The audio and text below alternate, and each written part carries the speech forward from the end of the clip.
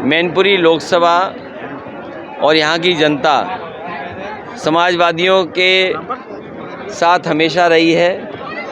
उस समाजवादी पार्टी के प्रति विशेष लगाव यहाँ की जनता का हमेशा रहा है और जब कभी समाजवादी पार्टी सत्ता में आई या समाजवादियों को काम करने का मौका मिला है तो यहाँ की जनता का सम्मान हमेशा समाजवादियों ने किया है।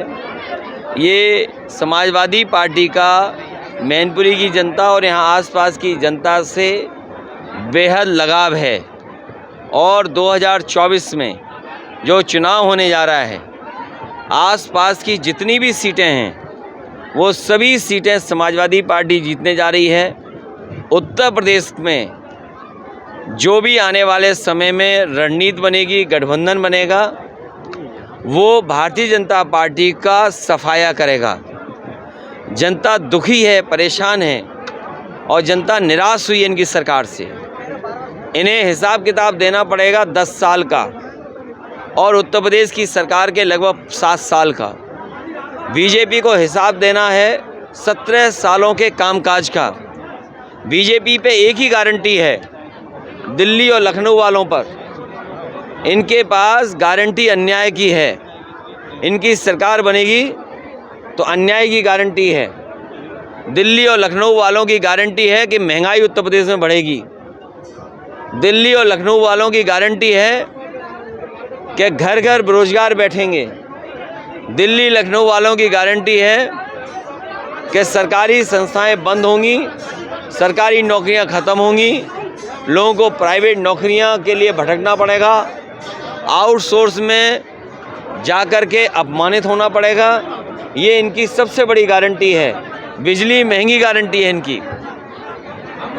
बीएसपी के नया युग का अंत हुआ है, नया युग शुरू हुआ है। ऐसे में क्या समाजवादी पार्टी ऐसे में क्या कांग्रेस और बीएसपी के साथ गठबंधन करके 2024 का चुनाव लड़ेगी? कोई नई रणनीति होगी? आने वाले समय में क्या होगा, किस तरह की रणनीति बनेगी, लेकिन अगर बहुजन समाज पार्टी ने इस तरह का निर्णय लिया है तो नए नेतृत्व के साथ हमें उम्मीद है कि भारतीय जनता पार्टी से दूरी बनाए रखी जाएगी।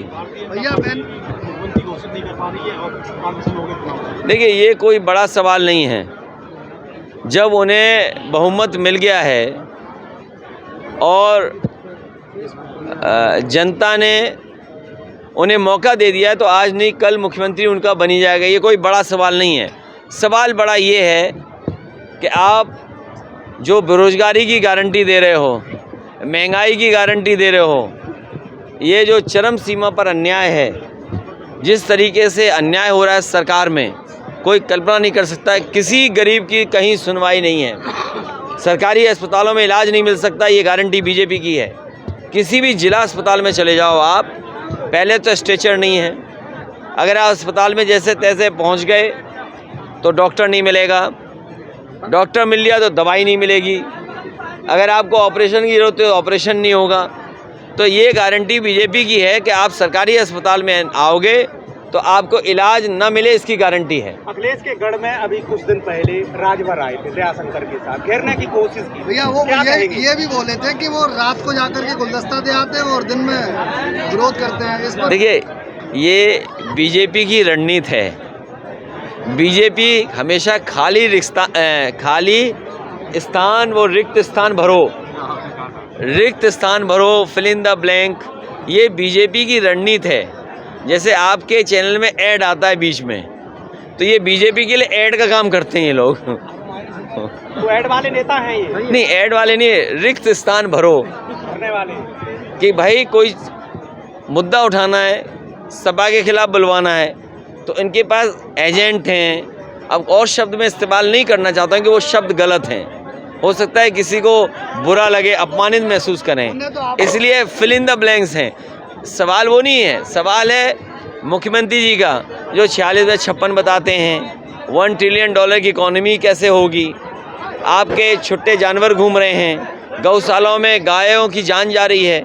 हमने कहा कि अगर आप गौ सेवा आपके दिल और दिमाग में है, अगर आप सेवा भावना है, तो बिना बजट बढ़ाए गौशाला कैसे चलेंगी? आप गौशाला का बजट क्यों नहीं बढ़ा रहे हैं? और फिर मैनपुरी जैसा जिला मंत्री दे दिए हों। आप ये बताएं टूरिज्म के लिए कौन सी बड़ी चीज़ आ गई है? भाई 2 बजट चले गए, 2 बजट चले गए कि नहीं चले 2 बजट? तो जो टूरिज्म के जो पहले से काम चल रहे थे वो भी अभी नहीं पूरे हुए हैं। एटा का ये जो बिजली का प्लांट लगा है, अगर ये चालू हो जाता तो आपको सस्ती बिजली मिलती, लेकिन एटा का प्लांट जानबूझ के नहीं चला रहे हैं क्योंकि बिजली बनने लगेगी। मुख्यमंत्री जी इसलिए नहीं चला रहे क्योंकि मुख्यमंत्री जी उस कारखाने का नाम नहीं बोल पाते हैं। अध्यक्ष जी 22 जनवरी 2024 को क्षेत्र में काम कराया।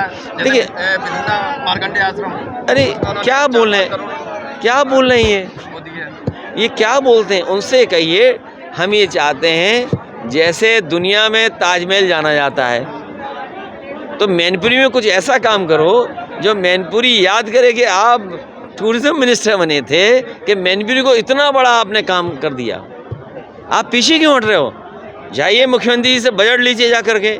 आप $1 ट्रिलियन की सपना दिखा रहे हैं, क्या आप 500 करोड़ का काम नहीं कर सकते मैनपुरी में? भाई चौराहों को कि बच्चा जन्म लेगा उस पर भी 1 लाख रुपया तो ये बीजेपी की गारंटी है कि जैसे ही बेटा पैदा होगा, बेटी पैदा होगी, उसके सर पर लाखों का कर्ज होगा। ये बीजेपी की गारंटी है। 2024 में गठबंधन का क्या स्वरूप? ये कौन से लोग हैं जो इंडिया से नहीं घबरा रहे हैं? इंडिया से सब घबराएंगे और इंडिया गठबंधन से सब घबराएंगे। आकाश आनंद के चार्ज लेने के बाद बीएसपी भी इस गठबंधन में शामिल होगी? देखिए मुझे इसकी जानकारी नहीं है कौन किसके साथ आएगा, लेकिन समाजवादी पार्टी का जो पहले से गठबंधन था, जो हमारे साथ पहले से दल थे, उनको साथ लेकर के चलेंगे। नजर आए कहते हैं कि हम मैनपुरी और इटावा में अपने प्रत्याशी उतारेंगे। अरे देखिए उनकी बात इसलिए मत करो, किसी के बारे में बात मत करो। असली सवाल है जो आज जो आपने पूछा रुपए को लेकर के, तो बीजेपी के लोग ऐसी व्यवस्था करते हैं कि लोग काला धन कमाएं और उसी का परिणाम है कि काला धन निकल रहा है। और बीजेपी को ये बताना चाहिए कि जो रुपया उन्होंने छापा था और जो रुपया उन्होंने बंद कर दिया 2000 का नोट, वो सबसे ज़्यादा किन ब्रांचों में जमा हुआ है, किन बैंकों में जमा हुआ? अब तो सब जमा हो गया, आंकड़े भी आ गए। क्या बीजेपी इन आंकड़ों को बताएगी कि किस बैंक में किसने सबसे ज़्यादा पैसा 2000 रुपये के जमा कराए हैं? आपसे सीट का बंटवारा किया जाएगा या जिस तरीके से एमपी में देखिए सपा को नदारत के रूप में देखा, देखिए हर गठबंधन सम्मान से होगा। जो आपने परसेंटेज बताई उस हिसाब से सम्मान दिया जाएगा, उससे ज़्यादा सम्मान दिया जाएगा। मतलब 5 नहीं, मैं 2 सीट नहीं बोल रहा हूँ। नहीं, सीट का नंबर मत बताइए, लेकिन जितने आपने सम्मान बोला उससे ज़्यादा सम्मान दे करके सम्मानजनक गठबंधन की प्रयास किया जाएगा। यूपी में सीटें आप देंगे ना कि मांगेंगे? नहीं, देखिए यहाँ सवाल मांगने का नहीं है, यहाँ सवाल साथ लाने का है। तो समाजवादियों की कोशिश होगी उन दलों को सम्मान के साथ लाया जाए, और जो सम्मान आप बता रहे हो अगर उतना सम्मान है तो उतना ही सम्मान समझो।